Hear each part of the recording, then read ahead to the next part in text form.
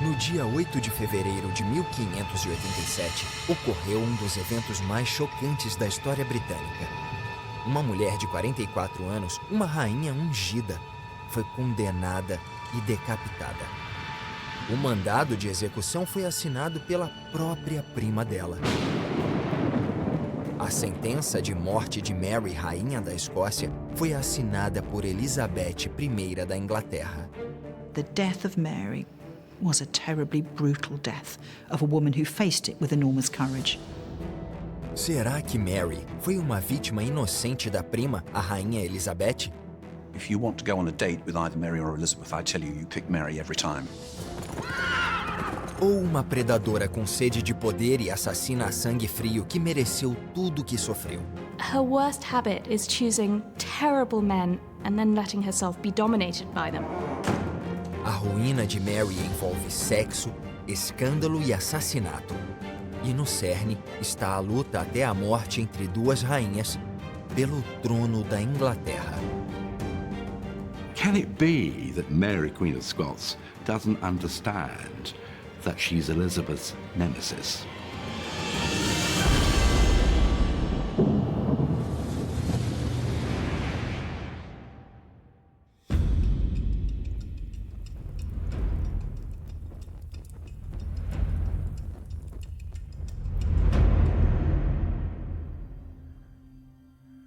Em julho de 1565, Mary, rainha da Escócia, se casou.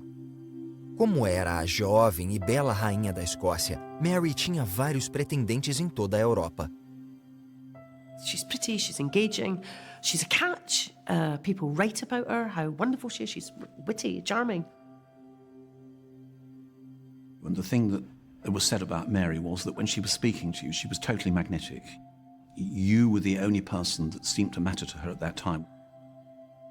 She really was incredibly striking. She had this marvelous auburn hair, these great big eyes, beautiful skin, and most strikingly of all, she was 6 foot tall. O noivo era um inglês chamado Henry Stuart, Lord Darnley.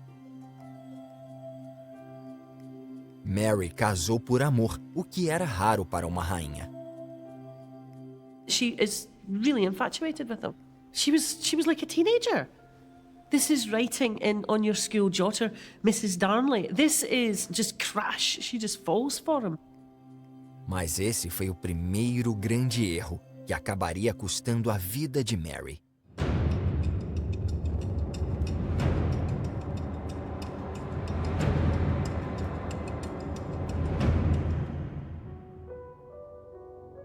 Elizabeth I e Mary, rainha da Escócia, eram primas com o mesmo sangue real. Apesar de nunca terem se encontrado pessoalmente, as duas rainhas trocavam cartas com frequência. As cartas pareciam carinhosas, mas nas entrelinhas havia uma forte rivalidade. There is always going to be some personal jealousy between two, handsome queens, especially when, to be blunt, Mary is prettier than Elizabeth. O que mais preocupava Elizabeth era o fato de a prima escocesa ter sangue real inglês. Mary's claim to the English throne, for many people, is absolutely indisputable. Because she was, of course, direct descendant of Margaret, one of Henry VIII's sisters, and therefore she's absolutely directly in line with Tudor blood. What terrifies Elizabeth is this idea that Mary might continue to claim the throne in Elizabeth's own lifetime. That really is the core of Elizabeth's concern about Mary.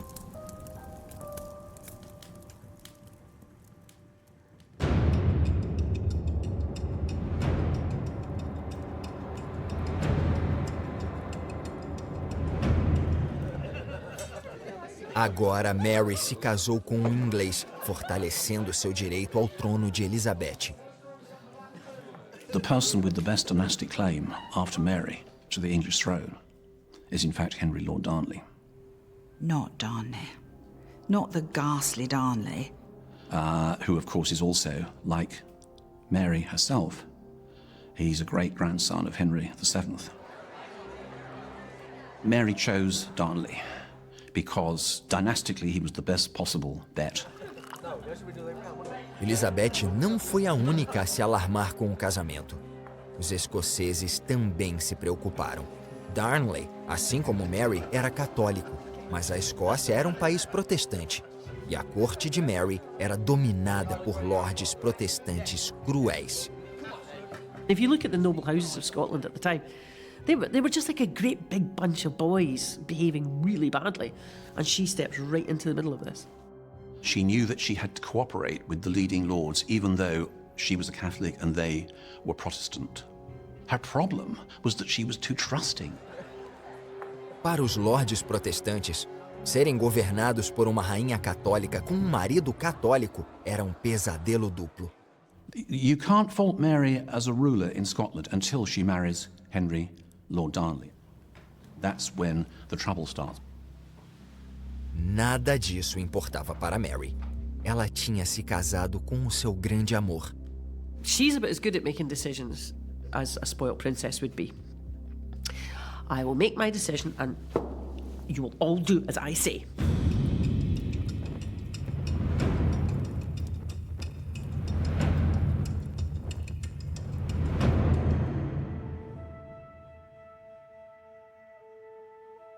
The woman who produces a boy has done the job, the main job. Doesn't matter who you are, if you do that, you have succeeded.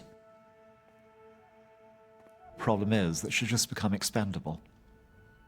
If people now want to get rid of her, they have an alternative heir to the throne in their hands. Isso era um problema para o futuro. Mary tinha outra questão mais urgente.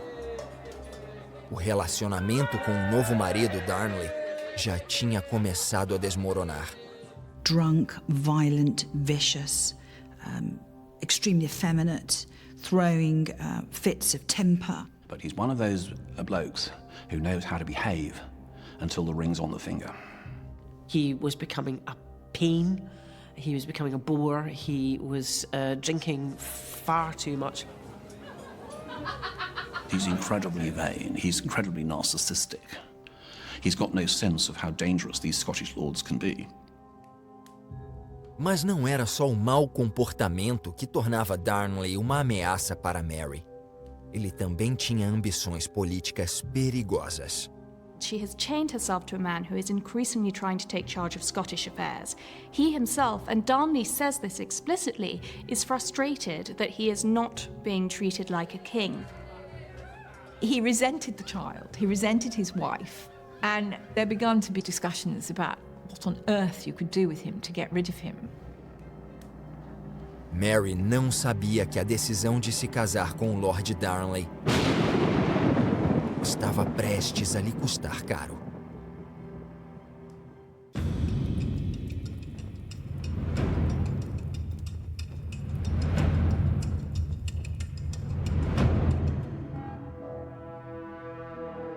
Em fevereiro de 1567, Mary, rainha da Escócia, deu mais um passo a caminho da própria morte. O marido dela, Lord Darnley, foi assassinado de forma brutal e espetacular. To try and blow somebody up is about the most careless, the most slovenly way of going about an assassination. Actually, the great explosion doesn't kill Darnley. He gets out of the window. And there wasn't actually a mark on his body, but a closer examination showed that he'd been strangled.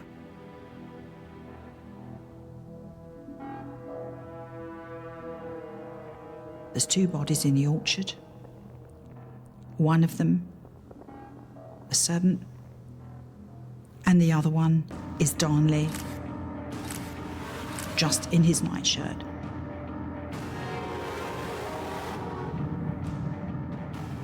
This is a modern terrorist atrocity. It's not just the murder of a man in a garden.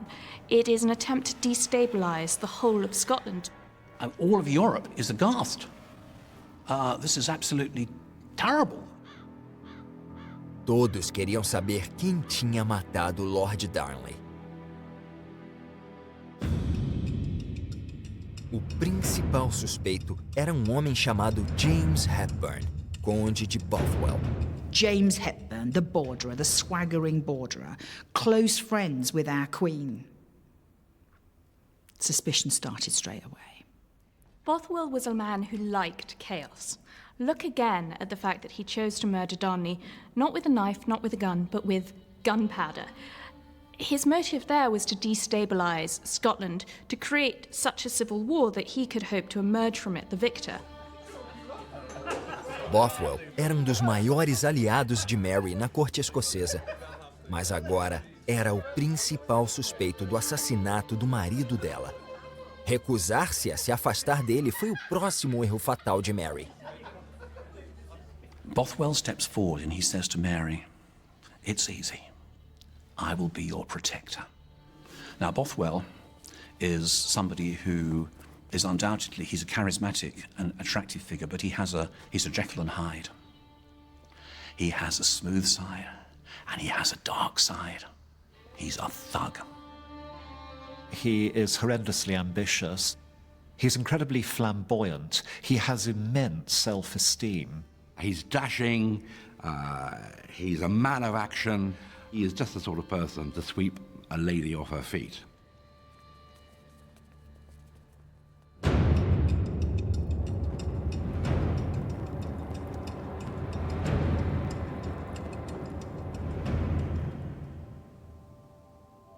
Elizabeth is horrified by the murder of Darnley, and as always, Elizabeth's concern is with reputation.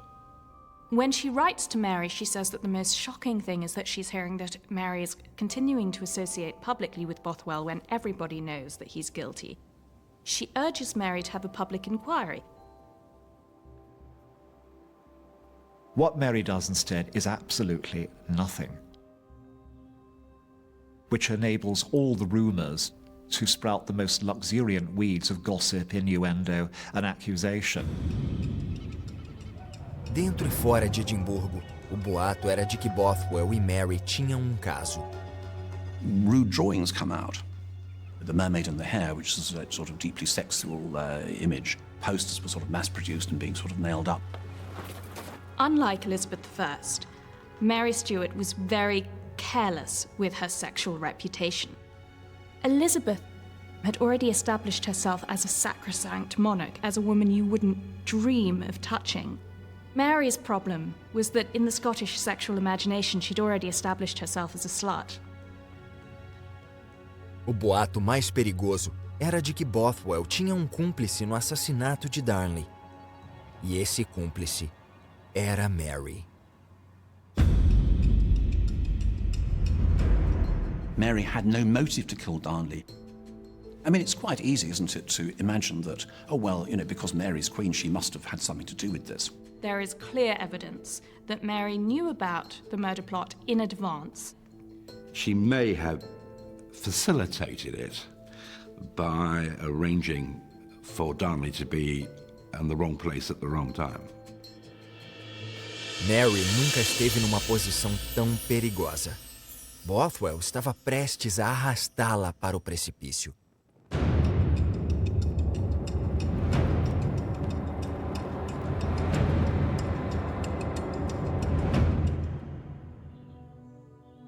Dez quilômetros a oeste de Edimburgo, Mary foi interceptada por Bothwell, acompanhado por muitos de seus homens. It's often said, well, you know, couldn't Mary have escaped? Couldn't she have shouted for help? And I mean, a bit difficult to do when you're surrounded by 800 armed men.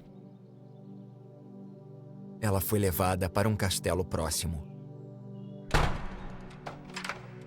No castelo, Bothwell a trancou no quarto. I think it is certainly possible that Mary, Queen of Scots, colluded with Bothwell to set up a false abduction in which she could claim to be completely innocent but forced into a marriage of convenience.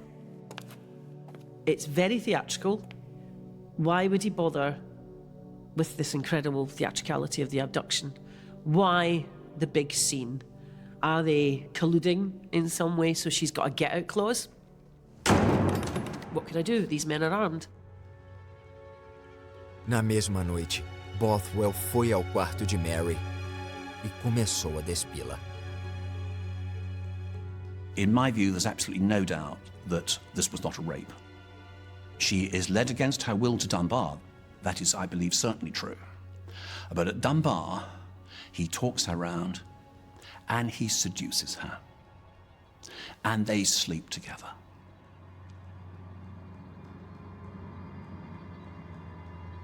I think it would, in modern terms, certainly be viewed as a rape, the submission of a woman against her will and her better judgment. It took a lot of nerve, I would think, to force yourself on an anointed queen, but Bothwell had a lot of nerve.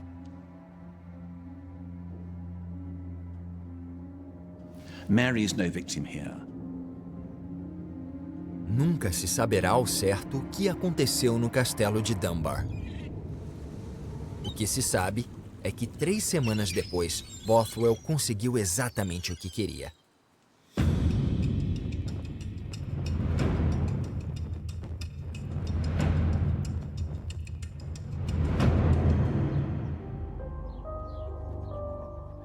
Historians don't agree on very much about Mary, but one thing in which they all agree is she should never have married Bothwell.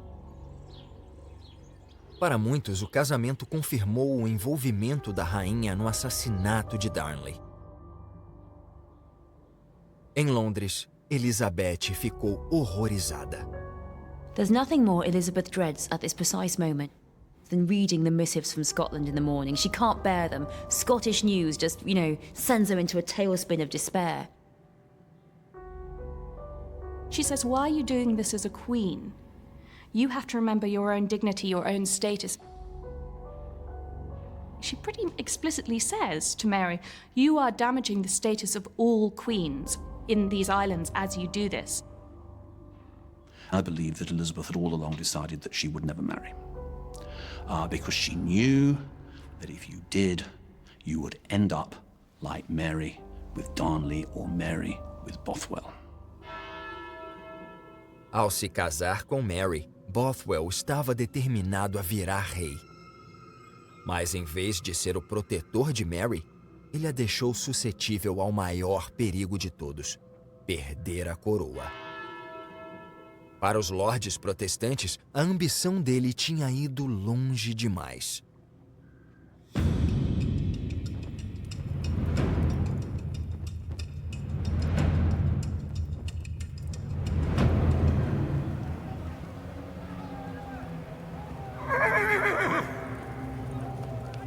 There's no actual fight because Mary doesn't want it. Again, Mary's a fundamentally decent person. She doesn't want this to happen. And a deal is worked out in which Bothwell is allowed to flee. When Mary gives herself up at Carberry Hill, she really seems to believe she's being put back as queen with a new government. She is obviously horrified and devastated to find herself a prisoner. Ela foi aprisionada num castelo isolado fora de Edimburgo.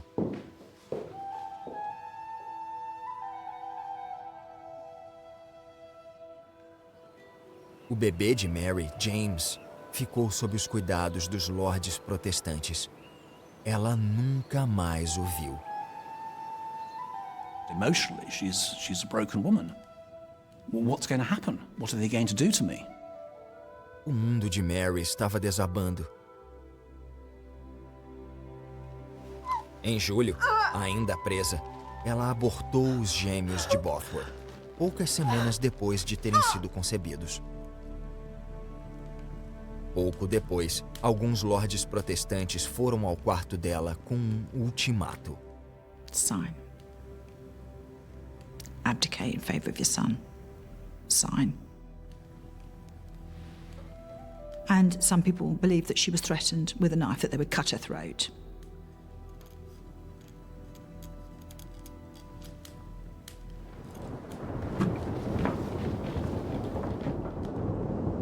O bebê de Mary, James, foi declarado rei.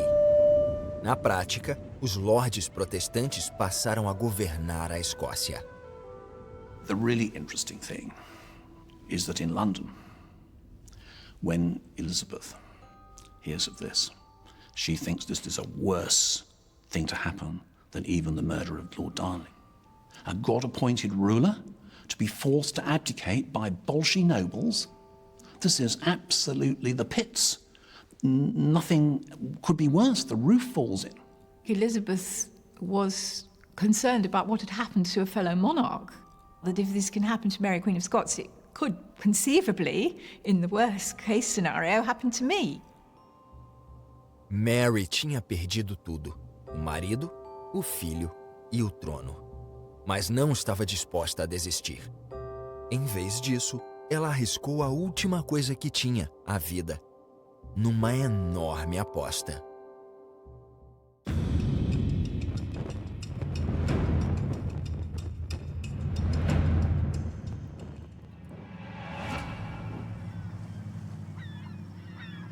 Um ano após ter sido obrigada a abrir mão da coroa, Mary, rainha da Escócia, parecia não ter saída.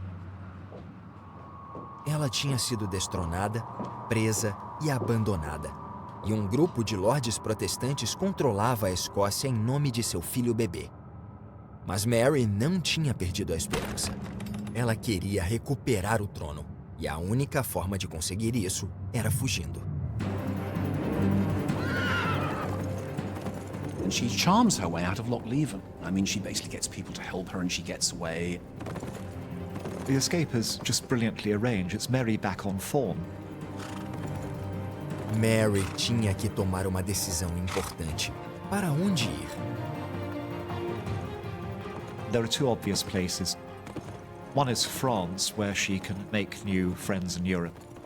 The other is get to England, because she's been led to believe that Elizabeth is totally on her side. Ir à Inglaterra era muito mais perigoso. Mas foi a opção que Mary escolheu. She rode, and she says that she rode 60 miles in a single night. She said she lived for 3 nights like the owls, drinking sour milk.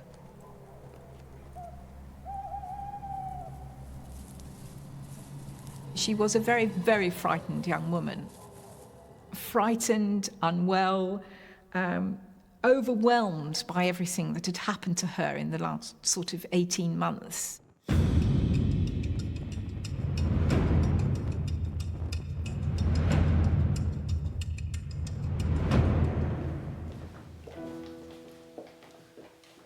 Dia depois de chegar à Inglaterra, Mary escreveu para Elizabeth pedindo ajuda.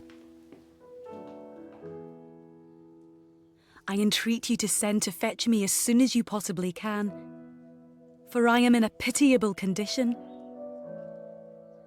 I have nothing in the world but what I had on my person when I made my escape. Mary clearly doesn't recognise that there is much animosity between her and Elizabeth at this point, which is, frankly, pretty stupid. Mary went to England because Elizabeth had written to her and said, I want to help you. Elizabeth was furious about the way she was treated when she was first incarcerated. Elizabeth said, this is terrible. Dreadful the way you're being treated. I'll do all I can for your comfort, sweet sister and cousin. So Mary, not unreasonably, thought, I'll call in that particular offer. No one expects Mary to rock up in England. What are they going to do with her? She's on the run from her own people. She's Catholic. She has a claim to the throne, and this is a massive diplomatic problem. Elizabeth's got the wrong religion, Protestant, to be accepted by most of Europe, Catholic. So this is big-time insecurity. Elizabeth is in a tricky place. Half her 3 million subjects are still Catholic. Many of them prayed fervently every night that Mary, Queen of Scots, would soon wear Elizabeth's crown.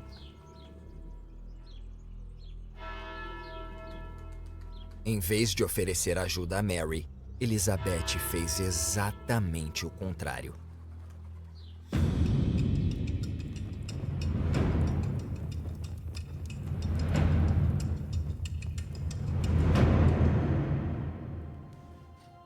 Initially, she is under house arrest but under house arrest in a very graceful manner. She has all her things around her, she has servants, she has ladies, and when she wants to go and take the waters in Buxton, very good for the health, she has a proper royal procession there. So she is still a queen.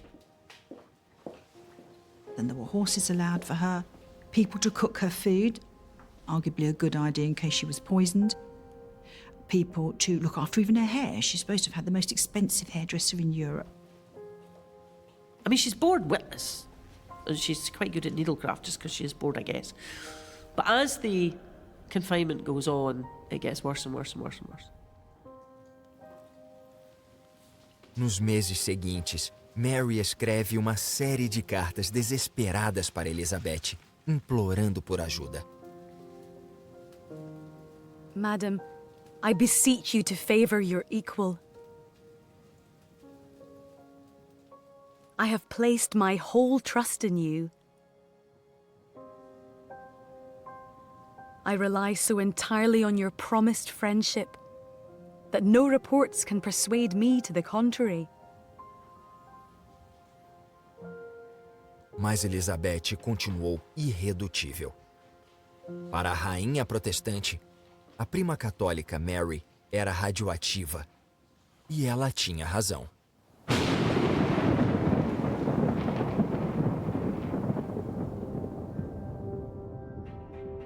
Six months after she's arrived, she's already writing to Catholic earls, asking for their help to free her by force of arms, if necessary. Infelizmente para Mary, não seria tão fácil. Mas de uma coisa ela tinha certeza.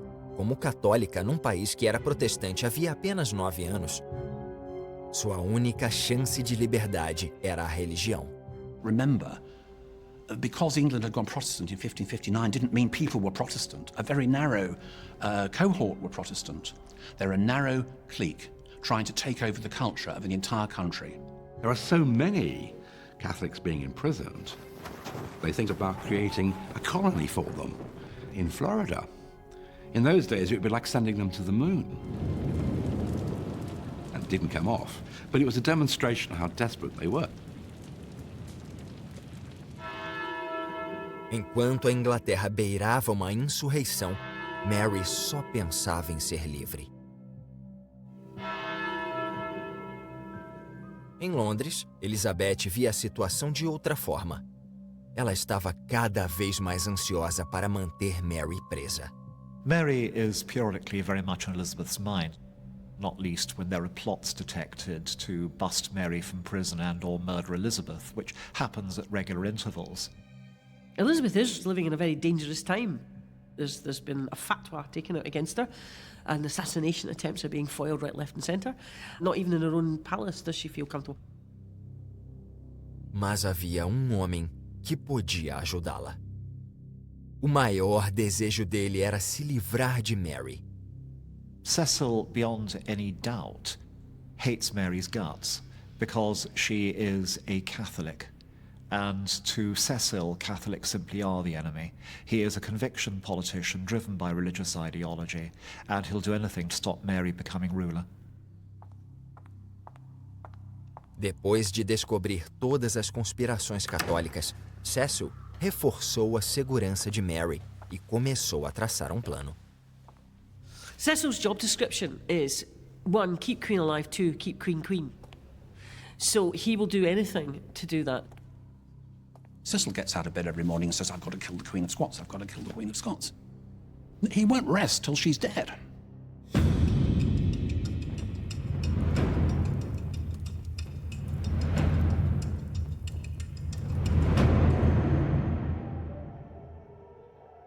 Presa, Mary desconhecia o perigo que corria.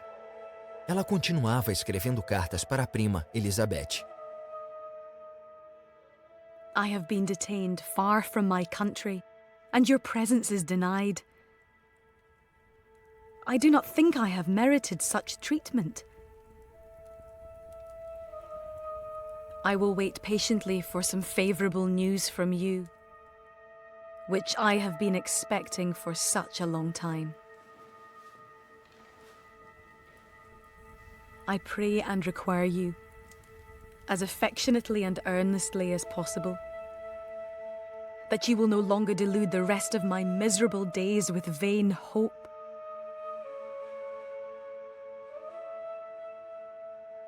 À medida que os meses viraram anos, Mary começou a sentir o cerco de Cecil se fechando ao redor dela. Elizabeth places greater and greater restrictions on Mary's liberty of movement, until she is simply a prisoner in some horrid conditions, like a ruptured lavatory running down the wall outside her chamber. At one point, she wasn't even allowed to go to the window for fear of signalling.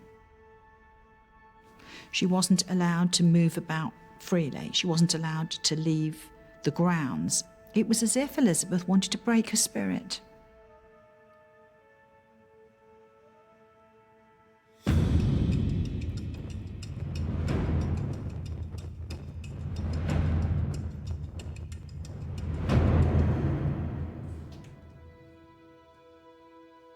Mary's last hope of ever getting out of jail and becoming a queen again is her son, because he, after all, is her son. And if he can be prevailed upon to have some kind of filial affection, then Mary can be brought back to Scotland on some kind of terms. Pouco depois de se tornar rei, James escreveu para Mary. Mas a mensagem era devastadora. James, Mary's son, writes her a letter saying, well, I'll always recognise you as Queen Mother, but you ain't going to be Queen. This is my kingdom now. I've got it. It must have been such a staggering blow. She didn't, a chance to be a mother. So she's been hanging on to this dream that one day he would come and rescue her. But how could he do that?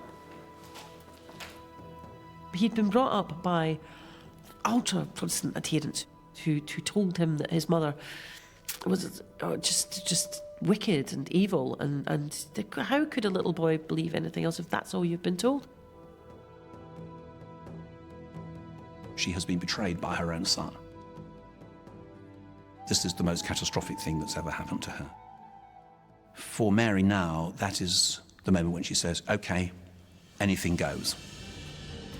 Abandonada pelo único filho, Mary recorreu outra vez a Elizabeth.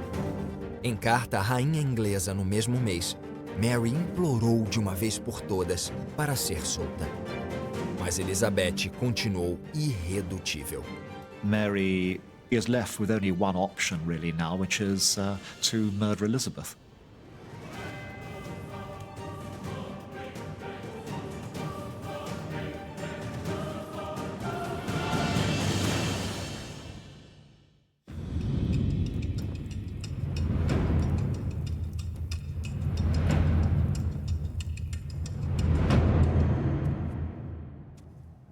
Mary, rainha da Escócia, está presa a mando da prima, a rainha Elizabeth, há quase 19 anos.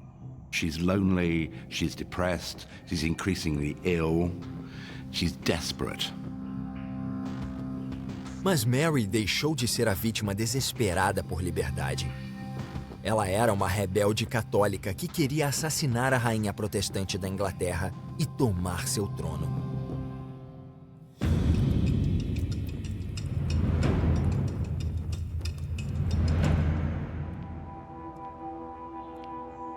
Em julho de 1586, Mary recebeu uma carta de um grupo de conspiradores católicos, liderado por um homem chamado Anthony Babington.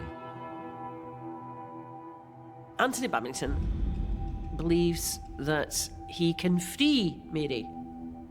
He can start a rebellion which will put Mary on the throne. Crucially, he also thinks that he can do away with the usurper, which is Elizabeth.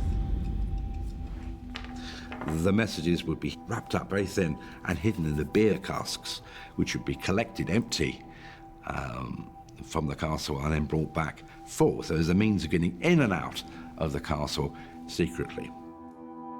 Mas Mary não sabia que essa era a aposta mais perigosa de sua vida. O arqui-inimigo dela, William Cecil, tinha contratado o espião mais inteligente e cruel da Inglaterra para pegá-la no flagra.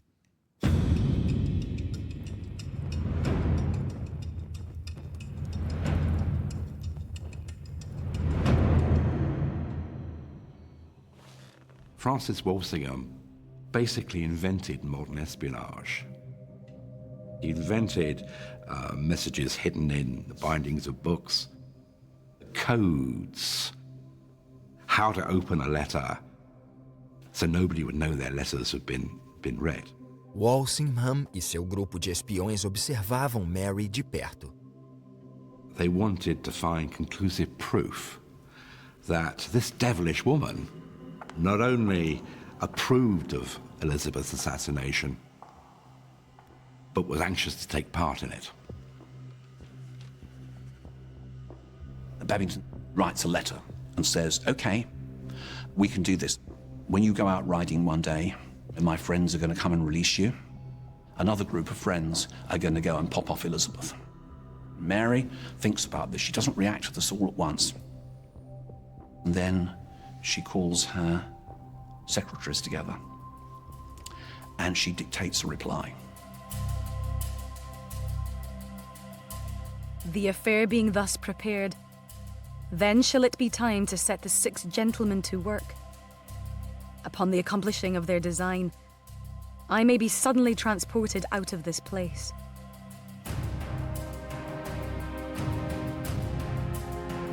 Walsingham interceptou a carta que estava escrita em código.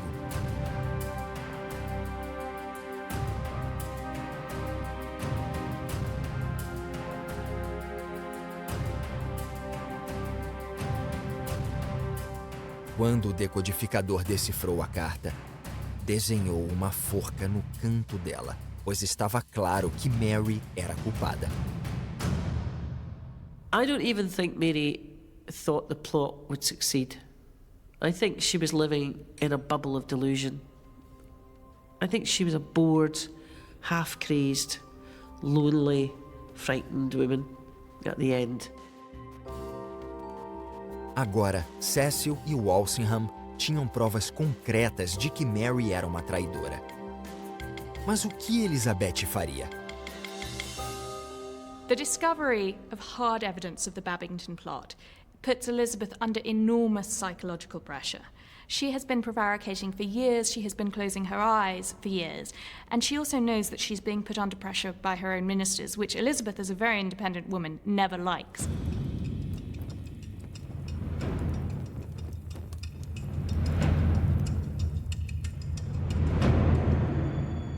A batalha entre as duas rainhas estava chegando ao clímax. Mary foi acusada de traição e condenada à morte. Mas nem assim o destino dela estava selado. O mandado de execução de Mary precisava ser assinado pela prima Elizabeth antes de ser entregue. Even after all of this, Elizabeth is not going to execute a fellow anointed queen. Not just like that. She must have been aware of her own mother, Anne Boleyn, who had also been executed and been beheaded in the same way. So you're not telling me that that wasn't in her mind. There is no way that Elizabeth can live with herself if she is responsible for the execution of Mary, Queen of Scots. This is the most important thing anybody ever needs to know about Elizabeth. That the execution of Mary is Elizabeth's armada of the soul.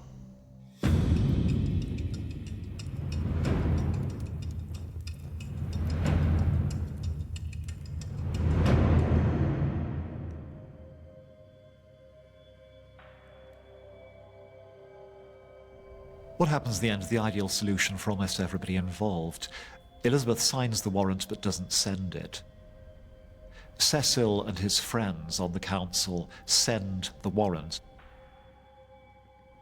I believe that Elizabeth signed the death warrant unwillingly, but still signed it knowingly. And I believe that Cecil took the window of opportunity that he'd sought for so many years, and the death warrant was delivered. At the end of the day, Elizabeth does sign that death warrant. So she has to be held complicit in the death of Mary. But it is one of the moments in her reign where she certainly feels most powerless.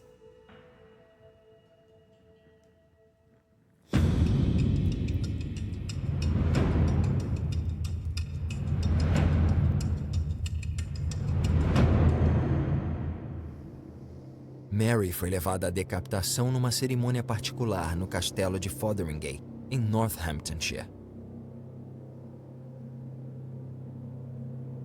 Elizabeth não compareceu à execução. There's a plinth 12 by 12, 2 feet high, 2 executioners. She climbs upon the plinth. There's a letter in which Elizabeth says to Mary, where did it all go wrong? Here we are, queens of neighbouring kingdoms. I did my best. Something terrible happened.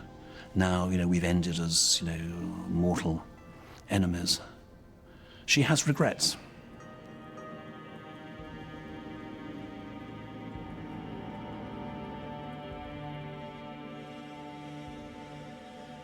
It was an absolutely starring performance. It was the greatest performance of her life. She puts her arms out like a bird, crying, Manus Teus, into thy hands I commend my spirit.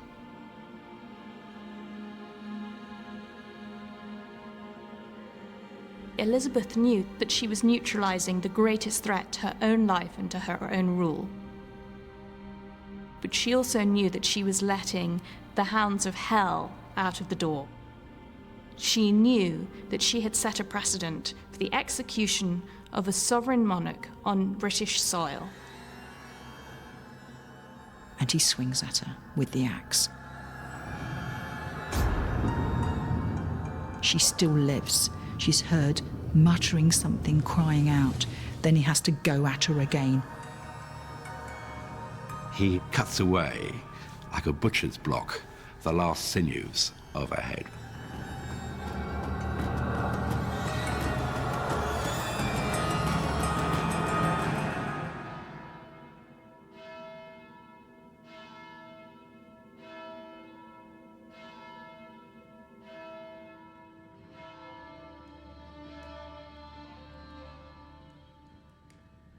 I've always maintained that Mary was the unluckiest queen in British history. The disaster of Mary, Queen of Scots' life was due entirely to her own bad choices. I think she does become the doomed romantic queen of fiction. She is one of the saddest of all historical figures in the British Isles. Mary nunca realizou o sonho de se sentar no trono inglês. Mas o filho, James, sim. Apesar de distante de Mary em vida, James homenageou a mãe encomendando um belo túmulo para ela na abadia de Westminster. Ela continua lá, ao lado de ninguém menos do que a prima, a Rainha Elizabeth. It's one of history's little ironies that here we have two queens who never met, who were bitterly divided, are now united in death in the House of Kings.